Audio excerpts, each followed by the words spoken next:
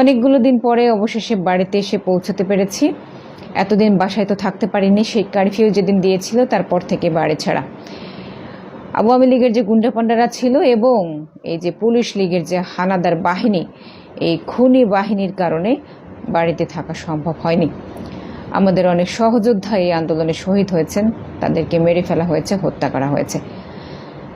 এই হত্যার পরে আজকে আমরা কি হয়েছে, আমরা যারা বেঁচে আছি তারা কিন্তু বাড়িতে পৌঁছতে পেরেছি, বাসায় আসতে পেরেছি। কিন্তু যারা আমাদের উপরে অন্যায় করেছে, অত্যাচার করেছে, জুলুম করেছে, নির্যাতন করেছে, তারা কিন্তু আজকে শুধুমাত্র ঘর ছাড়াই নয়, তারা দেশ ছাড়া। সাবেক ফ্যাসিস্ট প্রধানমন্ত্রী শেখ হাসিনা তিনি ভারতে পালিয়ে গিয়েছেন, আপনারা জানেন। ভারতে পালিয়ে যাওয়ার পর তিনি কিন্তু আমেরিকাতে লন্ডনে অ্যাসাইলাম চেয়েছেন, কিন্তু সেখানে অ্যাসাইলাম তিনি পাননি, এখনো পর্যন্ত পাবেন বলে মনেও হয় না। ইউএসএতেও একই অবস্থা। চীন থেকে তো আগেই তাকে গলা ধাক্কা দিয়ে বের করে দিয়েছে। এরপরে ইউরোপীয় ইউনিয়নভুক্ত দেশগুলো তো মনে হয় না তাকে নিবে। তার কারণ হচ্ছে লন্ডন এবং ইউএসএ তারা তো নিষেধ করে দিয়েছে, ফলে ইউরোপীয় ইউনিয়নের তাকে নেওয়ার কোনো চান্সেস নাই। এখন বেলারুশ যদি তাকে নেয়, যদি নেয় আর কি, সেটাও নিশ্চিত করে কোনো কিছু বলা যাচ্ছে না। আওয়ামী লীগের এই যে সভাপতি, তিনি এত চরম মিথ্যাবাদী একজন প্রধানমন্ত্রী ছিলেন, এত মিথ্যা কথা তিনি বলতেন।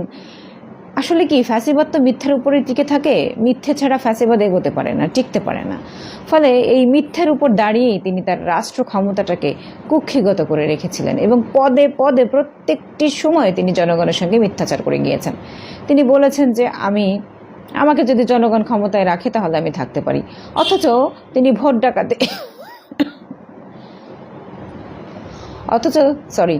গলার অবস্থা খুবই খারাপ, কিন্তু তারপর আপনাদের সঙ্গে কথা বলাটা দরকার বলে মনে হচ্ছে, তাই আপনাদের সঙ্গে কথা বলতে এসেছি।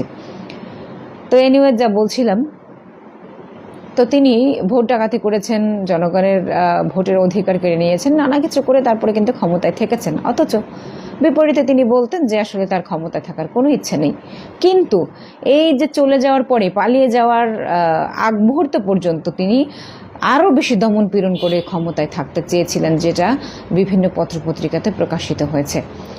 শুধুমাত্র তিনি পালিয়েছেন তার কারণ জনগণ গণভবনের দিকে যাত্রা করেছিল এবং সেটা শোনার পরেও তিনি বলেছিলেন যে জনগণের উপরে আরও বেশি রিপ্রেশন চালাতে, কিন্তু সেটা তার সম্ভব ছিল না, আসলে কোনো বাহিনীর পক্ষেই সম্ভব ছিল না।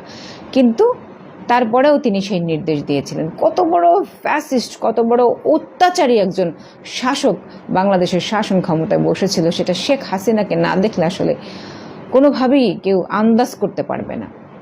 বাংলাদেশের ইতিহাসে যতগুলো স্বৈর শাসক ক্ষমতায় ছিল, সব থেকে ভয়ানক এবং সব থেকে নিকৃষ্ট শাসক হচ্ছে শেখ হাসিনা। এই যে শেখ হাসিনা নিজেকে নিকৃষ্ট শাসক হিসেবে প্রতিষ্ঠিত করেছিলেন বাংলাদেশের শাসন ক্ষমতায়, কি হয়েছে, কি পেয়েছেন তিনি? আসলে এই যে দীর্ঘ 15 বছর তিনি ক্ষমতায় থেকেছেন, কি লাভ হয়েছে? আজকে তাকে দেশ ছেড়ে পালাতে হয়েছে। এমনকি তিনি আর দেশে ফিরতে পারবেন কিনা তার কোনো গ্যারান্টি নেই। দেশে ফিরলে তাকে এখানে শাস্তির আওতায় আসতে হবে। ওদিকে তার বাবা শেখ মুজিবুর রহমান, তার যে অবদান বাংলাদেশের এই স্বাধীনতায় ছিল, সেই অবদানকে তিনি এমনভাবে ভুলুণ্ঠিত করেছেন যে নিজেরকে তো কলঙ্কিত করেইছেন এবং তার বাবার যতটুকু যা ইতিহাস ছিল সেগুলোকেও পুরোপুরি তিনি ধূলিসাৎ করে দিয়েছেন। অথচ তিনি বলতেন তার পিতাকে তিনি কত সম্মান করেন।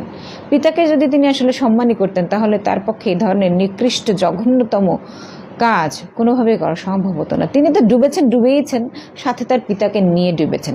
আসলে পিতাকে দিয়ে তো তিনি এতদিন ব্যবসা করে খেয়েছেন, ফলে তার ব্যবসা যখন ডুবেছে তখন তার পিতাকে নিয়ে তিনি ডুবেছেন। এটা খুবই পরিষ্কার। বাংলাদেশের শাসনামলে আওয়ামী লীগের যে ইতিহাস, আওয়ামী লীগ নিজেদের যে গৌরবোজ্জ্বল ইতিহাসের কথা বারংবার আমাদের সামনে প্রেজেন্ট করতেন, সেই সমস্ত কিছু একেবারে শেষ হয়ে গিয়েছে। আমরা বারংবারই বলেছি যে আওয়ামী লীগের পতন এখানে যখন হবে, এত নিকৃষ্ট, এত জঘন্যভাবে হবে যে আওয়ামী লীগ রাজনীতিতে আর কোনোদিনও ফিরতে পারবেন কিনা সেটা নিয়ে যথেষ্ট সন্দেহ আছে।